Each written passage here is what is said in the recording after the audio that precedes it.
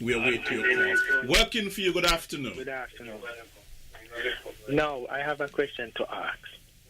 Criminals, you turn good. You to be a criminal, and you to turn, you to be bad, you to be good.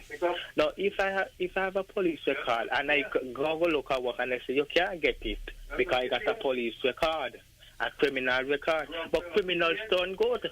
You start out, but it's how you grow up in your home. If you grow up, your father used to bang your mother and all them things. Okay. That is my concern. Thank you, listen off you. Thank you, caller. Working for you, good afternoon. Good afternoon. Yes. Yes, I'm back again. Yes, I realize. Mr. Sutton, you see what is happening with the marijuana in the United States, right? Right now, it comes down to the point where they have it being sold on our supermarket shelves, even though they say that it is, quote-unquote, illegal.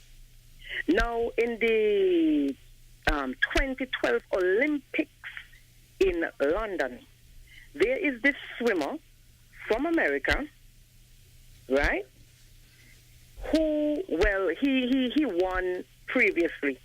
And, I mean, they had him as the tops to bring in the gold for America. He was caught smoking marijuana. They brought it in the media, and that's all they did.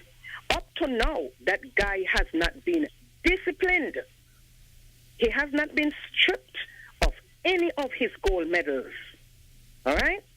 So I would like to know why this hard and fast rule to stick to what I consider to be a racist law to criminalize our own people. This is a natural plant.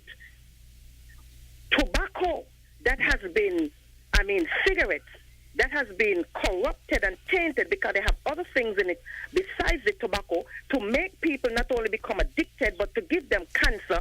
We are upholding that law and we're saying that it is legal. So if they smoke cigarette, no problem. Okay, caller, we get the point. I don't understand what you mean by it being a racist law, though. But, yes. Working for you, good afternoon. Hello? Wrong number, sorry. Wrong number. Okay. Captain Sutton? Yeah. Would you want to belabor that point? No, in response to what the recent caller just said about the drug, marijuana, unfortunately, I don't make laws. I just uphold them. The law is the law. When the law says marijuana is legal, then it's legal. If the law says it's illegal, then it's illegal. That's it. Yeah. Working for you, good afternoon. Hello? Yes, good afternoon. Good afternoon. Just calling back, I don't know if Mr. Sutton forgot my question about the service and support units. They combat trained, or they just, because I see it as a waste of resources. Okay, he's acknowledging your question. Okay, thank you. Yeah. All soldiers are trained basic military training. They undergo basic military training. So all soldiers are trained basic.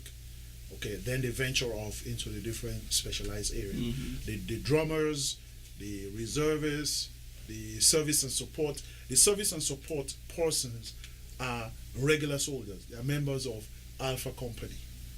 So they are trained. It's just the other responsibilities that they carry on. Even the secretaries in the offices who type are trained soldiers. They know how to fight, they know how to maneuver, they're agile, and they understand the tactics. Okay, I hope that caller's question was answered. Working for you, good afternoon. Hello? We seem to have lost that caller. Now, Captain Sutton, the location of the Defense Force at Camp Springfield, is it a strategic location? We seem to have a caller. Okay. Working for you, good afternoon. Yeah, good afternoon. Sorry, could you turn your radio down, please? We're getting some feedback. Oh, yeah, it's down. Thank you. All right. First thing, I believe Sorry, good afternoon. Yes. I believe I heard the Prime Minister was asked a specific question some time ago as to whether or not he thinks that the Defense Force needs help, whether it's overseas help or wherever the help come from. I'm asking the captain there, what does he think? Because in my personal opinion, I do believe we need help by no fault or deficiency in the Defense Force, but I believe that the situation here in St. Kitts Nevis has escalated too far where we can't have or don't have a grasp of it. Hello? Yes, we're hearing you. Yeah, so that's my personal opinion, but I'd like the captain there to comment on that. My second thing, does the Defense Force do cover operations whereby, more specifically, where you have officers posing as, let's say, normal civilians to catch criminals in the act and so on? I'll listen off here. Captain Kayode? Yes. Well, the second question, I cannot say on air what the Defense Force does and what the Defense Force does not do, because that would mean like I'm washing our dirty linen In public. In public. Mm-hmm. So sure. what was the other question? The other question is in terms of the Defense Force receiving some sort of a help from outside. The Defense Force does not need help. We have capable people within the Defense Force, and we are on track with our training and our operations. But you do work along with the RSS, We work the along with regional RSS, security yes, system. Yes, we do. Mhm. And we work along with the police as well. We support the police here. Yes, And we work and along with the RSS. But if the person is talking about RSS and all that, well, the assessments and the decision to do that. the is- RSS has training from time to time. Yes, we have RSS training and RSS exercises within the region, which is collaborated efforts within the region. Right, And because to assessment. touch on that, I think the RSS as well, Yes. some of the things that you do are very much in line with what the RSS does. Yes. For example, the provision of relief Yes. after natural disasters. Natural disasters, yes. You help. Overseas peacekeeping, Yes. for example, and the drug trade interception are all in line with the regional security system. Right. Mhm. All those functions, you find them replicated within the region, not just locally.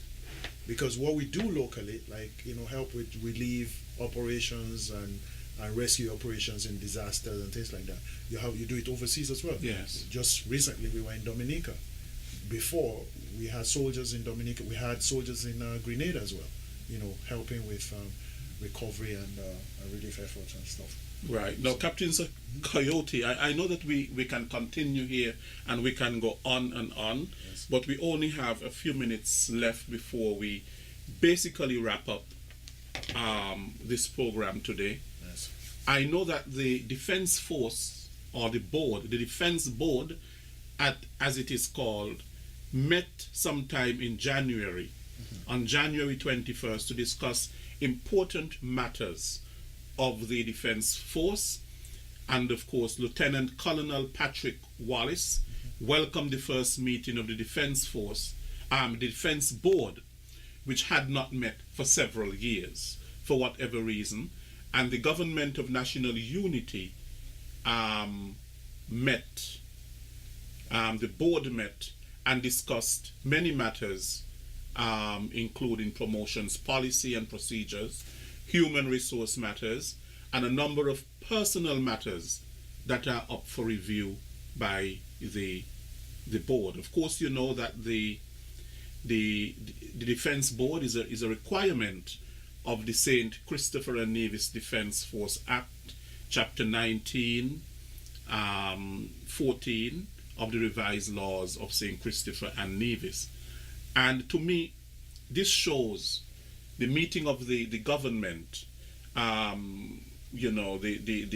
reactivating of the board, the defense board, the important role that the defense, St. Kitts and Nevis Defense Force plays, and how the government sees that importance, and so therefore it is important that the board met on January the 21st.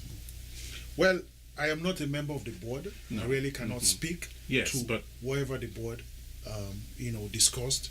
But what I can tell you, the board is there. It consists of certain key personnel, which is the commander of the defense force, the prime minister, who is the chairperson, or the minister of national security, and a member of. If it's not the prime minister, the attorney general, and the permanent secretary in the Ministry of National Security, and the matters that they discuss there are generally for that level. It is way above my level. And the board has oversight for all the activities of the St. Kitts and Nevis Defense Force. Right. I cannot, speculate because I'm not there. I'm not a member of the board. Right. So I cannot speculate as to what goes on there. Right. Well, Captain, Yes, sir. it was a real pleasure having you on our program today. Is there something that you want to mention before we depart? You asked about why the Camp Springfield was located here. That's correct. Right. I understand that the base was once located at West Independence Street, right by the square, and it was called the Drill Hall. But then later on, it was relocated to Camp Springfield, where it is now, because of the adequacy, of the expanse of the land here, and there was nothing happening around here, and so it was located here. And of course, I guess because the government of the day had to purchase the land, and so I understand that also the price was right for this location, and then everything else, ZIZ came after and all that. And I guess because of the security that the base was going to be able to provide, the essential facility like the ZIZ was co-located here. So the Defense Force has maintained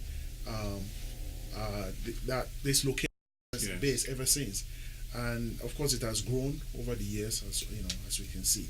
We're having the drive. We just want to take this opportunity to thank the general public for their continued support of the force and cooperation as well, as we continue to discharge our responsibilities and duties to the good people of this country, to ensure that we raid the criminalities of the street. We continue, we are resolved with our commitment to supporting the police force, and in whatever way the public can support us, we're looking forward to their support.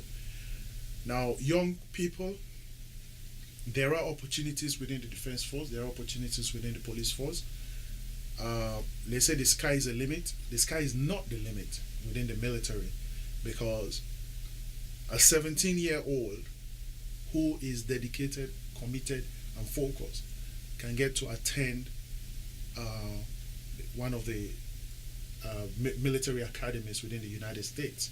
You just have to meet the requirement, and you will go on behalf of the government of St. Kitts and Nevis through the force, through the St. Kitts and Nevis Defense Force.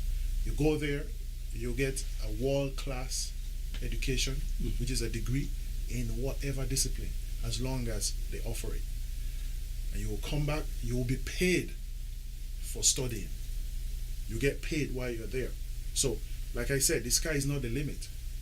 Okay, you can soar to whatever level you want, rather than engaging in criminality or antisocial behavior, and then you get entangled in the web, and then it's not easy to get out. And then, I don't want to say, that everybody ends up, getting killed, maimed, or in prison, but we know that is usually how it ends up. So there are opportunities within the force, and young people should see the Defense Force as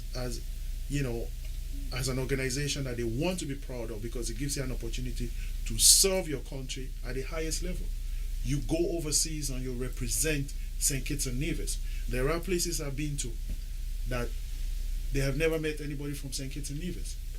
And you have the opportunity to set the record straight there and tell them about St. Kitts and Nevis. Make them know about St. Kitts and Nevis. You become an ambassador of St. Kitts and Nevis rather than going to jail, rather than getting involved in drugs and antisocial behavior and getting involved in gangs. It don't take you nowhere.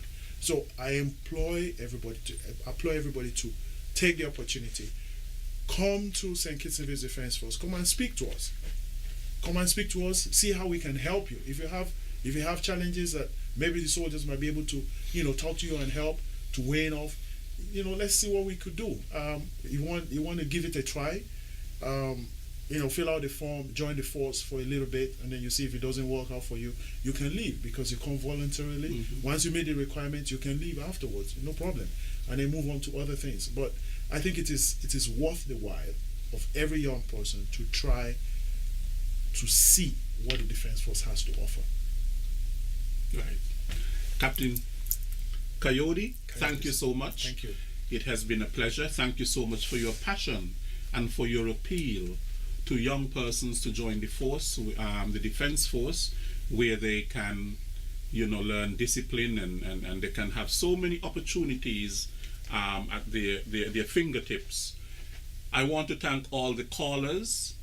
I want to thank you for your input, your questions, your suggestions, and your concerns. We thank you for listening from week to week. I am Lesroy Williams, your host. And remember, tomorrow from 7:30 to 9 a.m. on Freedom FM, we have a rebroadcast. And on Von Radio in Nevis from 10:30 to 12 p.m. tomorrow as well, there is a rebroadcast. You have been listening to Working For You, the most popular weekly radio program in the Federation. Have a pleasant good afternoon.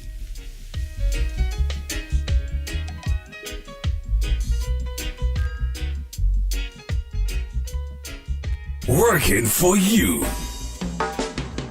A weekly talk radio program which highlights developments of national interest and the activities of your St. Kitts Nevis government. Join host Lesroy Williams as he presents news, views, reports, and interviews about everything regarding the activities of the Team Unity government and the building of our communities and the development of St. Kitts Nevis. Tune in and call in to interact with your government and share your views regarding the upward forward development of your community and our beautiful Twin Island Federation. Working For You is weekly, every Wednesday live from 1:30 p.m. to 3 p.m. on ZIZ Radio, Win FM, and Sugar City FM with rebroadcast on participating stations. Working For You.